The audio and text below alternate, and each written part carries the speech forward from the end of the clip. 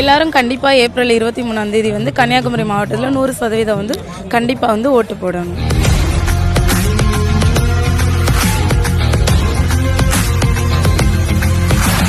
என்னோட பெயர் தன்யா. நான் வந்து தமிழ்நாடு அணிக்காக வெண்கல பதக்கம் வென்றிருக்கேன்.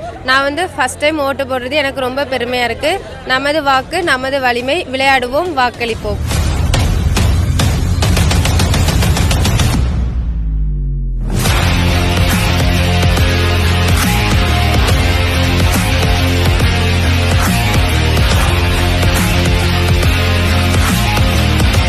தன் கடமையை சரியாக செய்பவன் மட்டுமே நமது நாட்டை நேசிக்க முடியும்.